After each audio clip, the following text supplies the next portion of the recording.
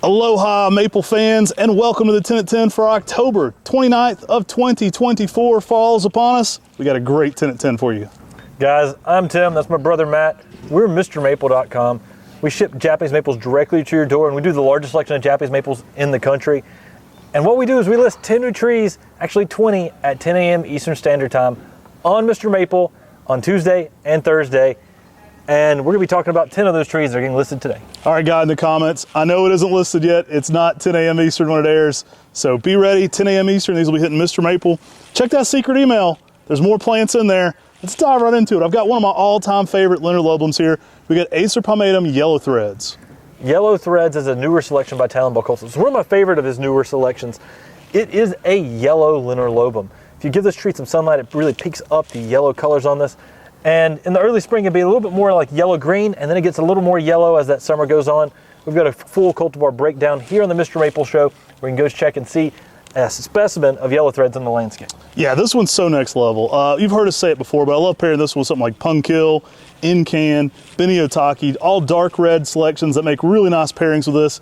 Basically, imagine a Koto no Ito, but with neon, you know, that like neon highlighter yellow color.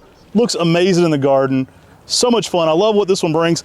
If you look at it this time of the year, it's not uncommon to have a little bit of larger foliage. Don't cut that out. That's typical for late summer. It's not uncommon to have some irregular new growth on the late summer flushes. Next year, those will be smaller again. Don't overflush this one. Low nitrogen fertilizers. It's been doing fairly well in full sun for us here in western North Carolina. It's going to work zones 5 through 9. You may want to provide this one with some late day shade in your hotter zones.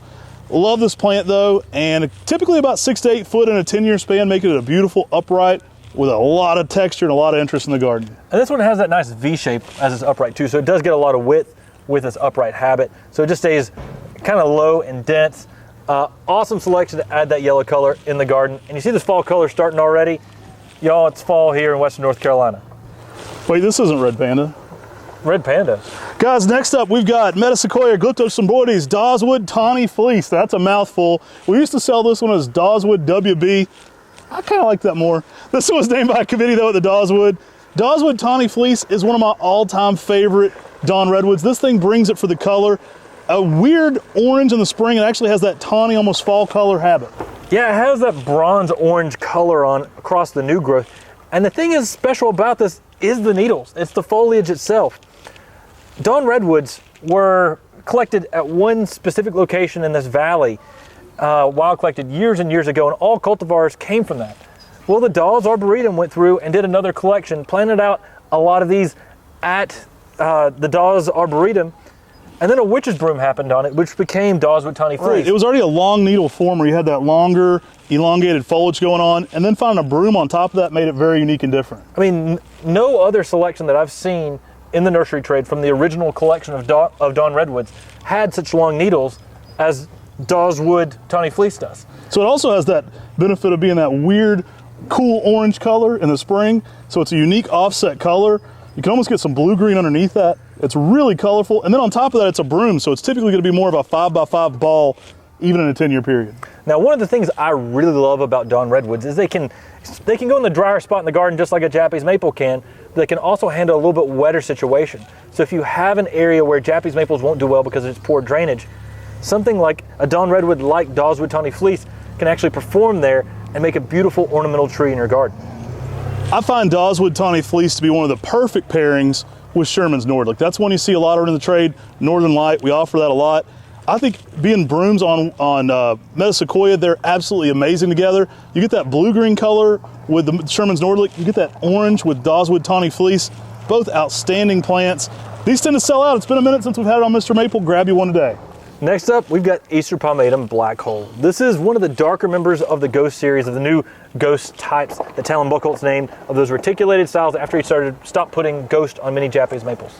Yeah, this one's fun. It's multi-stemmed, it's dwarf. It's one of the darkest selections. Pairs great with Nebula, obviously, for the naming reasons. Great plant, though. Typically around 6 foot, even in a 10-year span, making it more multi-stemmed and wide and slower growing than many of the other Ghost type series.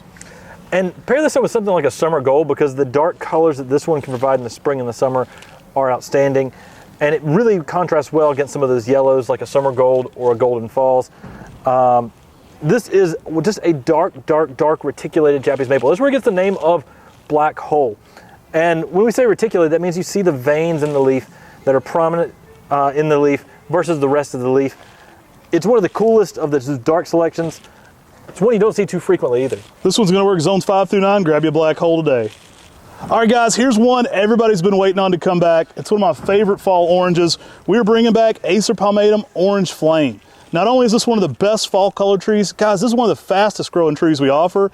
On point with Cereus. This one's typically gonna be putting on 1 foot to 1.5 foot of growth a year, so it's a great tree to shade out other maples in your collection.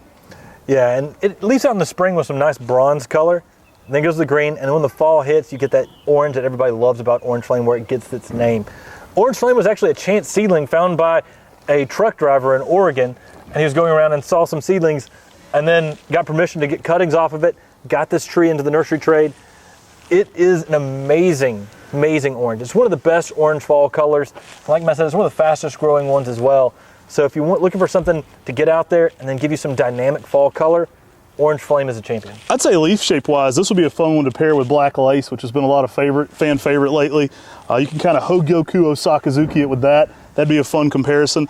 I've actually had it blush a little bit of orange over that bronzing in the spring too. So depending on your sunlight, you may get some orangish shades in the spring, but fall, that's where this one really owns it. It is one of the best, most dynamic fall oranges.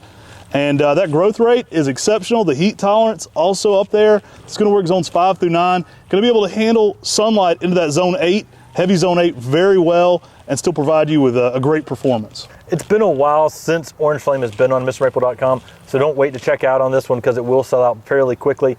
We've got a large set here, but again, A lot of people are waiting on this one. A lot of people have been waiting on Orange Flame. All right, y'all, let's bring back Acer Pomatum. Dr. Seuss, the doctor is in. Another great Talon Buckholz introduction, y'all. One you don't see as much anymore. It's a little less common. We're still bringing it. Dr. Seuss, one of the most funky variegated trees you'll ever find. Yeah, the leaves have a unique sport-like variegation. I've seen sports happen on certain Japanese maples before, but this one just has more of that unique light green on dark green, sort of just this globular, unique variegation around the edge. But I'll tell you right now, this is probably my favorite time of the season on Dr. Seuss, because that edging is starting to go to fall color before the rest of the leaf. And so you're getting a red variegation with a green interior. Awesome plant, y'all. It is funky. Bring the funk to your garden with some Dr. Seuss. It is a fun plant, looks great in a container. The variegation is so next level because it really distorts the leaf shape. It's got such a unique leaf shape that no two leaves really look the same. They're very regular, they're very snowflake-like in that, and they're very elongated and contorted. So you got a really cool thing going on there. It makes it a fun plant to stand up close to. Also, that 6 to 7 foot range makes it great for a container plant. One of my favorite plants to pair with this would be something like antirene. So that's another cool sport on Summer Gold. Y'all, awesome tree here. Make sure you check out Quick today. All right, what do we got next, Tim? Guys, we got Shu Shadari. This is a selection by Talon Buckholz.